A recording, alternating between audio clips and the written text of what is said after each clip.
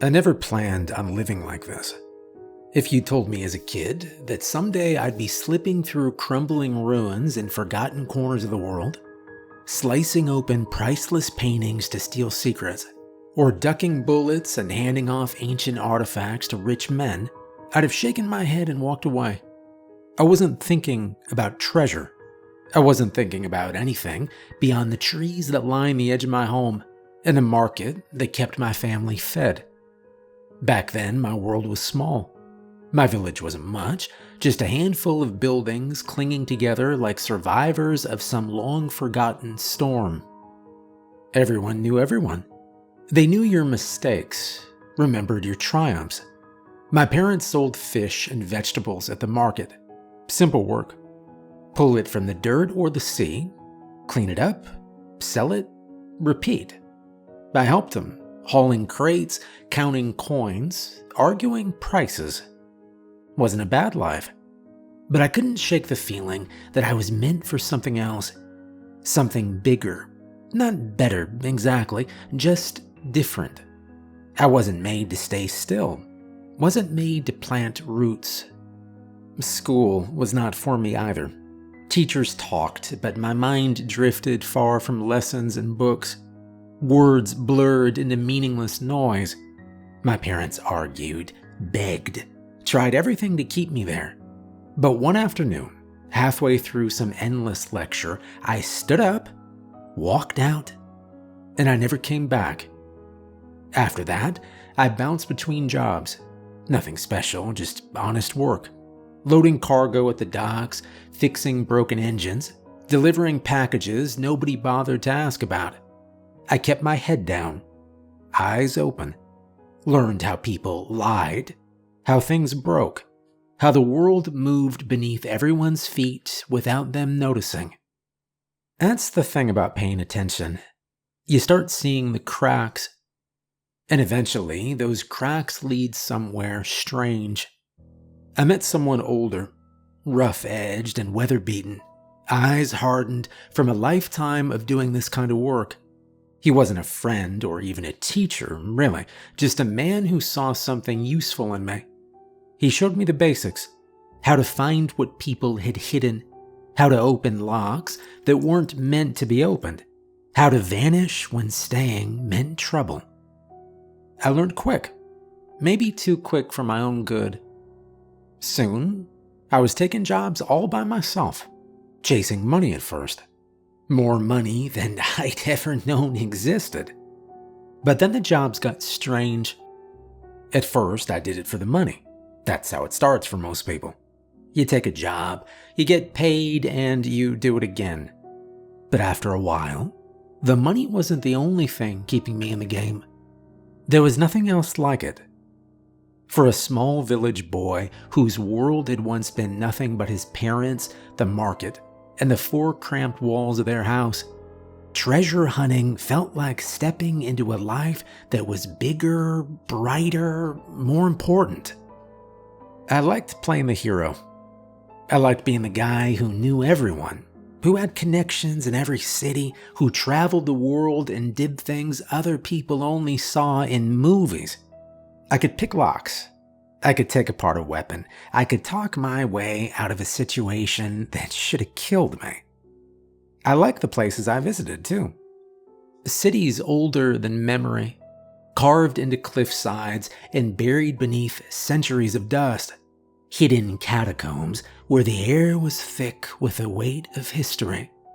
Temples that no longer had gods, but still carried something in their bones. Something heavy, something waiting. I like the danger. Scaling walls in the dead of night, slipping past guards, running from people who would rather put a bullet in me than let me leave with what I came for. And every job, it was a puzzle. Every heist, it had its own rhythm. There was a thrill in it. An electric feeling under my skin every time I made it out just in time.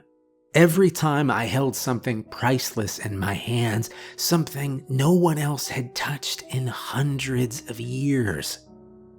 I didn't think about what I was actually doing. It didn't feel like stealing. It felt like taking back something forgotten, like unearthing lost history. It felt like I was meant to be there, like I was doing something that mattered. That was the lie I told myself. Because every job has rules, and I learned them the hard way. Now, it doesn't take long in my line of work before you see how things fit together. Normal rich people like shiny stuff, gold, gems, paintings, things they can put on shelves or show off at parties. But not everyone hires me for the shiny stuff. Some clients want things nobody should ever want. Objects that feel cold to the touch. Objects that have been sealed away or buried for a reason. I learned the hard way that these jobs have rules. 4 rules, to be exact. Simple, clear ones that keep you breathing. The first rule: don't take a job unless the client names the thing. I learned that lesson the worst way possible. Years ago, someone hired me for a simple grab and run. Easy money. They said the object was in an abandoned monastery deep in the mountains. Nothing but old stone and ivy. They gave me coordinates, cash up front, and a deadline, but they never said what the thing was. Just called it the object. I knew better, but the payday was too big. Big enough to cloud judgment, to silence the voice in the back of my head. So I took the job. It was a stupid move, but sometimes stupid pays the bills. 2 days hike up the mountain trail. Legs aching, shoulders raw from carrying my gear. The monastery was waiting at the end, exactly as promised. Ruined, empty, falling apart. Just old stones, weeds, and silence. Then I found the door. It was red, freshly painted, out of place against crumbling walls. Inside, I found what I'd come for, a wooden box, painted red to match. No hinges, no lock, just a smooth lid carved with words that made no sense. An angel's lungs. Drowned. I didn't let myself think too hard. Just took it, shoved it in my pack, and I got the hell out. The monastery had been too easy. No guards, no security, no traps waiting for me in the dark. Places like that always had something, Pressure plates, tripwires, old mechanisms that would collapse a tunnel or seal a door shut behind you.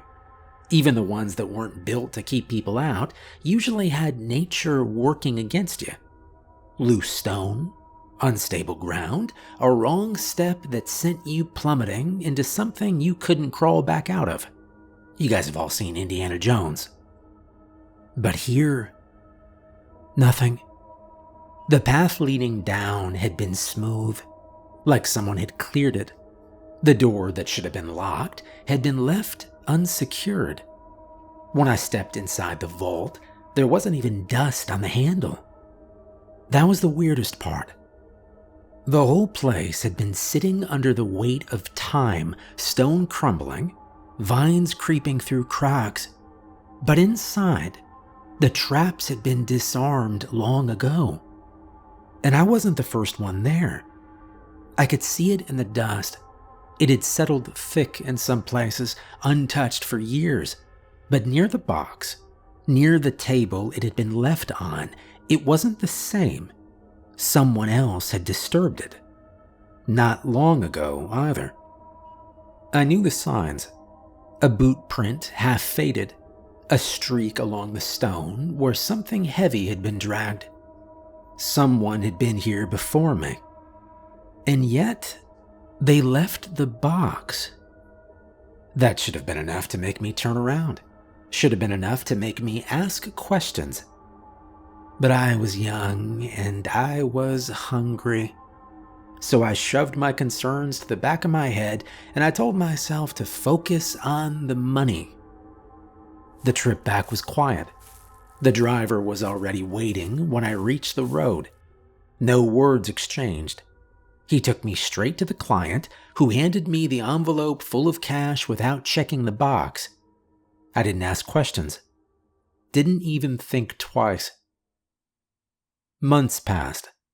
Other jobs filled my pockets. Life moved on.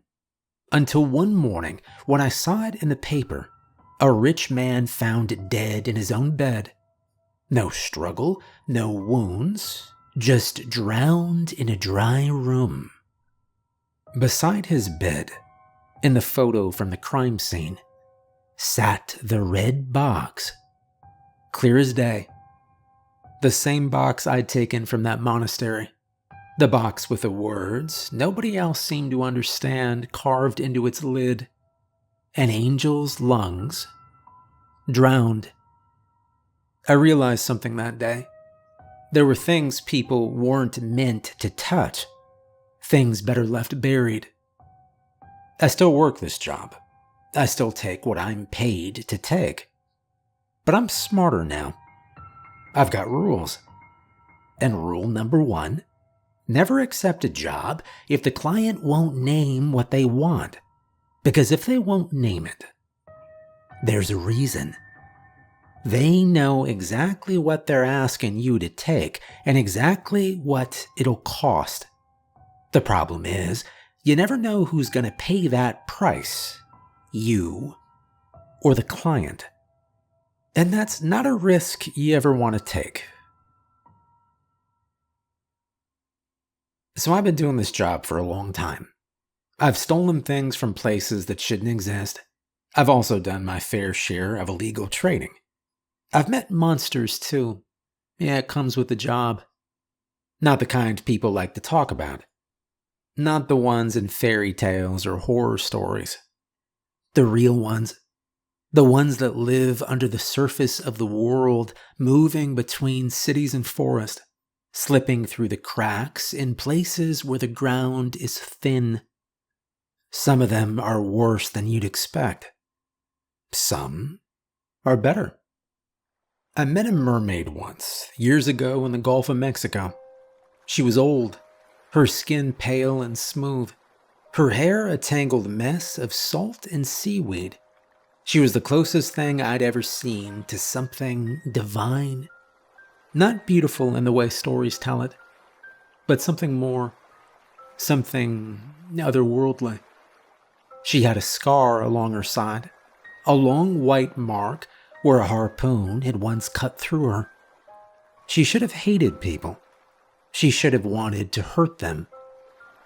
But I watched her pull a drowning child from the waves and disappear beneath the water before anyone could see her. Then, I met a werewolf in Eastern Europe. He worked in a slaughterhouse, breaking down carcasses with careful, gentle hands. He smelled like blood, but he never hurt anyone who didn't deserve it. He told me about this one winter when he almost starved, when he could have taken what he needed to survive. But he didn't, because the only thing within reach had been a family, a mother, father, and a child. He couldn't hunt and refused to feed on those he thought were innocent. Hunters have codes. Monster hunters have codes. And treasure hunters, the ones who know what they're dealing with, well, they have codes too. There's an order to things. Some things you don't touch. Some lines you don't cross. So here's the second rule. You never take a job involving kids. Doesn't matter how much they offer. Doesn't matter who's paying. Doesn't matter if you think you can do it clean. You don't put children in the crossfire of greed, ambition, or darkness. You don't take the risk. And I guess I should tell you why. I had a partner once. I won't say his name. We worked together for a few years, back in the early days when I was still figuring things out. He was ruthless, smarter than me in a lot of ways. He knew how to find the right clients, how to set up the best jobs, how to take the most without getting caught. He was ambitious. And that was the problem. Most of us, the ones who last, we know when to stop. We know when to say no. We can look at a job and assess the risk and decide that some things aren't worth it. But him, he never knew when to stop. And that's what did him in. There was a job, though it was more of a slaughter than anything. A client came to us saying he needed pests removed from the land he'd bought. This client had money to burn and was the type of person who hated saying no. He'd bought a stretch of forest in South America, miles of untouched green, thick with old trees and older things. One problem: there was a village in the way. Not a big one, a handful of families. A few dozen people who'd lived there long before the client ever knew the land existed. They weren't leaving, and they weren't selling. So my partner found a way to move them. Fire. He hired men to set the buildings alight in the middle of the night, to burn the place down while everyone was still sleeping. He thought they'd run, that the destruction would scare them off, make them leave for good. But fire has a funny way of spreading even when you try to control it. And that's exactly what happened. The smoke rolled through the village before the flames did, thick and choking. People woke up too late. Some not at all. The lucky ones ran, but not all of them made it out. Some of them were too small to understand what was happening, too small to escape. Children died, and by the time the sun rose, the village was gone. Ash and bones. There was nothing left but burnt earth and a few blackened structures, crumbling at the edges. The client got what he wanted. That was how these things usually went. The people with money always did. The land was his now, the village erased like it had never been there at all. He sent in his workers, started cleaning the debris, cutting down the trees, paving roads where dirt had been. A grand villa was going to be built. Or at least, that had been the plan. It didn't happen smoothly, though at first, no one thought much of it. Accidents on a construction site weren't uncommon, but these weren't normal. Machines broke in ways that didn't make sense. Tools went missing and turned up days later, bent and useless. And workers fell sick, some bad enough that they never came back. The ones who stayed started talking. At night, they heard things in the trees, low noises that didn't belong to any animal they could name. They felt something watching them from the brush, just beyond the reach of their lanterns, and in the morning, they found red handprints smeared along the trunks of the oldest trees. Construction slowed, then stopped for months at a time. The client kept pushing. He threw more money at the problem, hired more workers, brought in more machines, and did everything he could to bend the land to his will. He didn't believe in stories or curses, and he'd built over places like this before. Lands with history. Lands where people had left things behind. This wasn't different. At least that's what he told himself. But the villa was never meant to stand. On the eve of its completion, a fire started. No one saw how it began, but by the time anyone noticed, the flames were moving too fast to stop. The heat swallowed everything, burning so hot that even the glass in the windows melted. The workers living on site escaped, but the client didn't. By morning, there was nothing left. No investigation, no culprits, just a body burned down to brittle remains in the place where his bed had been. The workers had their own version of the story. They said the village had been protected. Not by people, but by something older. The giants in the trees. Big, red-handed things that smoked tobacco and watched over their land. Some monsters don't just tolerate people. They live alongside them. When humans settle somewhere for long enough, when they pass their lives down from generation to generation, some creatures learn to accept them, maybe even care for them. They watch from the trees, from the rivers, from the caves that no one dares enter, and as long as the balance is kept, they let people be. But when the balance is broken, the retaliation is brutal. The village wasn't just a village. It was a place that had existed in harmony, a place where both sides knew the rules. The monsters had allowed people to stay, and in return, the people had respected the land. They didn't take too much, they didn't expand beyond the edges, and they didn't challenge what lived beside them. The client didn't care about that. He didn't see the village as anything but an obstacle. He burned it to the ground, and with it, the trust that had existed for centuries. And monsters have a soft spot for the young. Whatever lived in those trees had let humans remain because they had families, because they weren't just outsiders passing through, because they had children who played in the fields and grew up beneath the same sky. The fire took those children, the ones too small to understand, too slow to run. And so the monsters answered. As for my partner, the one who set it all in motion, he didn't last long after that. He'd been laying low, taking jobs outside of South America, putting distance between himself and what he'd done. But it didn't matter. Some things follow you, no matter how far you run.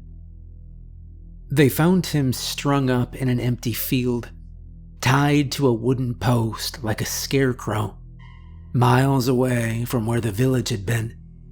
His arms were stretched out, legs dangling loose, stomach slit open, his insides gone. Instead, his body had been stuffed with straw. No one took credit for it. No human, anyway. I didn't go to the scene, and I didn't ask questions. I already knew what had happened. The monsters of that place had sought their own justice. That was when I made the rule. You never take a job that involves kids. Never. Some things aren't worth the money. Some jobs have consequences you can't outrun. People like to call it treasure hunting, as if that makes it sound noble. The name makes it sound like adventure, like lost cities and old maps with burned edges, but I don't lie to myself. I steal. That's the truth of it.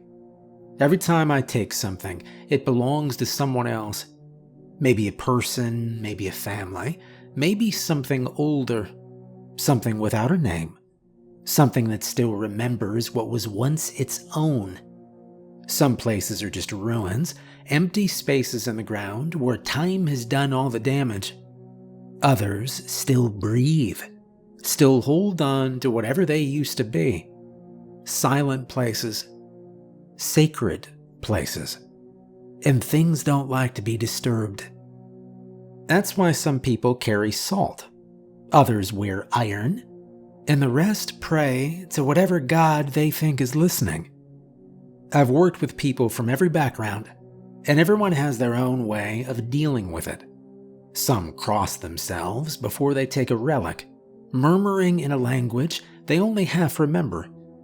Others hesitate, staring at what they're about to steal, lips moving like they're asking for permission. Maybe they're praying. Maybe they're apologizing. Me? Well, I throw salt. It's a habit now. Like tightening the straps on my pack or checking my exits before I reach for something I was sent to take. A pinch at the entrance, another when I leave, a final handful scattered once the object is in my hands. Doesn't always work, but it helps. Some wear iron rings, simple bands wrapped around their fingers. Not for decoration, but for protection. Iron is meant to keep bad spirits at bay, to ward off misfortune, to stop certain things from following you home. I knew this guy once who carried grave dirt sewn into the lining of his coat. Maybe he was right. Maybe that's why he's still breathing when others aren't. The truth is, this job comes with risks. Not just the ones that involve alarms, guards, or locked doors, but the ones no one wants to talk about. You take something from a place that doesn't want to let go, and you feel it. It lingers. That's why you don't lie to yourself. Don't dress it up as something grand. Don't convince yourself you're doing the world a favor. Admit what you are. You're a thief. And you keep going anyway. Some do it for the money, others for the thrill. The rush of walking away with something priceless, slipping past security, knowing you beat the system. That kind of thinking, it is dangerous.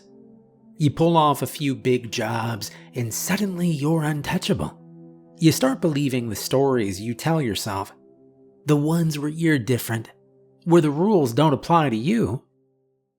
I saw it happen to a guy once, a rookie I crossed paths with a handful of times.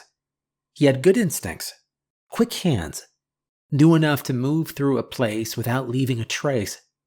He pulled off a few high-profile jobs early on, Egyptian relics, or so they said.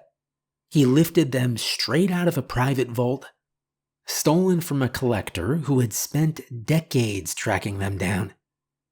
If he'd been smart, he would have stopped there, taken his money, and walked away while he still had the chance.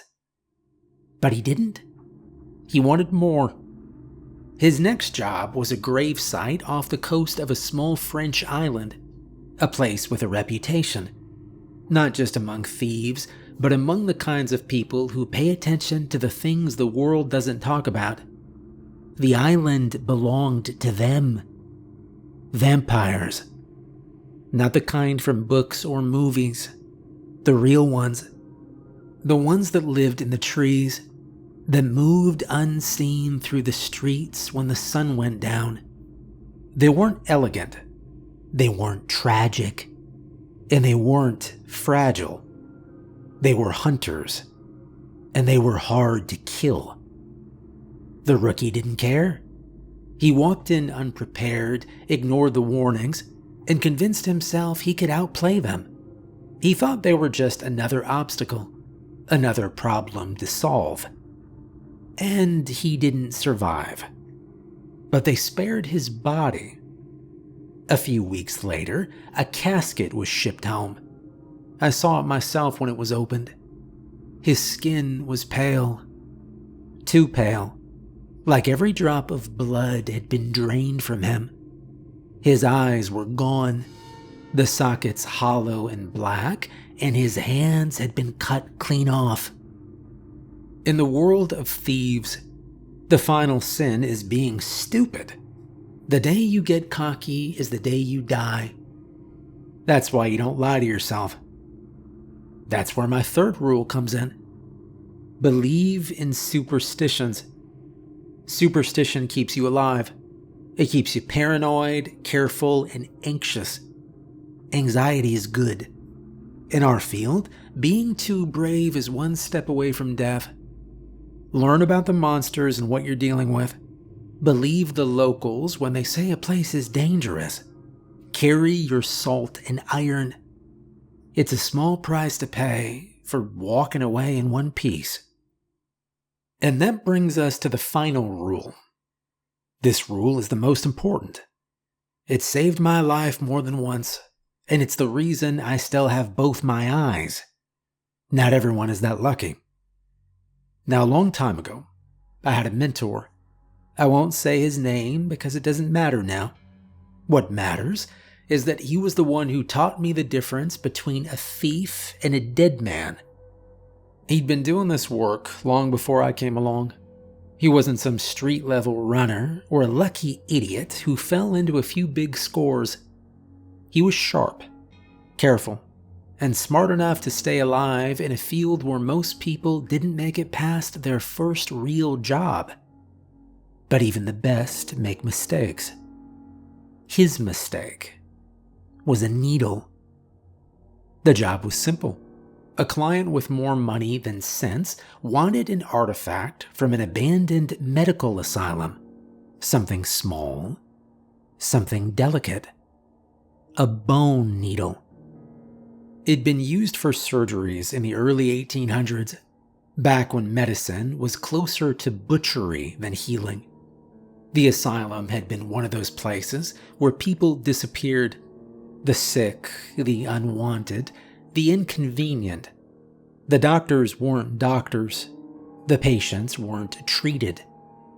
Somewhere inside those walls, a surgeon had worked for years, cutting into the living, taking things from them piece by piece. That was the history behind the needle. But my mentor didn't know that. He took the job without looking into it. The client gave him one instruction: do not touch the needle with your bare hands. Do not let it break the skin. He didn't ask why. He thought he didn't need to. The needle had been tucked inside a rotting wooden drawer in the old surgical ward, sealed in a glass vial with brittle wax. The room had collapsed years ago, rusted tables overturned, shattered glass crunching underfoot, surgical tools scattered across dirt-covered tile. The ceiling had caved in just enough to let the light cut long, thin lines through the dust. He picked up the vial. The needle inside was thin, almost too fragile to be real. The color of old bone, carved into a sharp, precise point. He didn't see the harm in touching it. It was just a piece of history, just a tool someone had once used. He'd stolen worse. He'd taken things much older, things with curses written all over them. I don't know why exactly he touched it. Maybe it called to him. Objects like that sometimes do.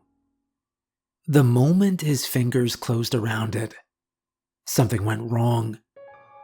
A deep pain, like a hook sinking behind his eye. Not just pressure, not just a headache. A sharp, violent pull, like something was yanking it straight from the socket. He staggered, knocked over the drawer, and hit his head against the side of the table. Then it was over. No blood, no wound, just pain. He didn't think much of it at first. He'd been stabbed before, taken a bullet in the shoulder, walked away from falls that should have broken him. This was just another injury, something he could shake off. He pocketed the vial and left the asylum. And that was the last time anyone saw him for 4 days. His phone went dead. His safe house sat empty. He didn't show up for jobs, didn't answer messages, didn't check in with his usual contacts. People thought he was lying low, waiting for the right time to surface. But I knew better. Something had happened in that asylum. And when he finally reappeared, I found out the truth. The right side of his face was different. His eye was gone. Not missing. Gone. The socket was smooth. Unbroken skin stretched over bone, like it had never been there at all. The pain had gotten worse. He tried everything. Medicine, sleep, alcohol, anything to dull the ache pressing deeper into his skull. Nothing worked. Then one morning, he woke up and it was just gone. No blood, no tearing, no mess, just skin healed over it like it had always been that way. Later, he went back through the asylum's records and found out the truth.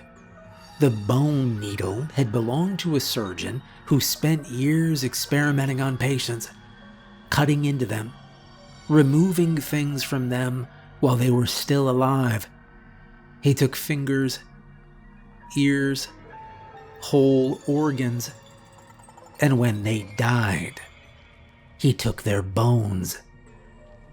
That needle had been his tool, and even after all this time, it still did what it was made to do. If you touched it with your bare hands, it took something from you in return. It didn't matter if you let go. It didn't matter if you left it behind. The moment you made contact, it decided what to take. And that's how I learned my last rule. Always research the job and always follow the warnings. So that's it. Those are all my rules and all the stories that came with them. The way I see it, I've been lucky. Luck keeps you breathing in this line of work. You can be the smartest, fastest, most careful thief in the world, but if luck isn't on your side, you end up like the others. Dead, missing, or worse. I've lasted longer than most. Right now, I'm sitting in the Gulf of Mexico, a cheap cigar burning between my fingers, watching the waves roll in. The sun's setting, the water is gold at the edges, and for once, the world feels quiet. It's nice, but I can feel it in my bones. I'm at the end of my rope. I've pulled too many jobs, walked away from things I shouldn't have survived. The box, the village, the needle. I've made my money, more than enough to disappear and never look back. And that's what I want. Because luck runs out. I have seen too many people stay too long, chase one last payday, ignore the warning signs until they slip up and the world swallows them whole. I don't want to be one of them. I want to leave while I still have both feet on the ground.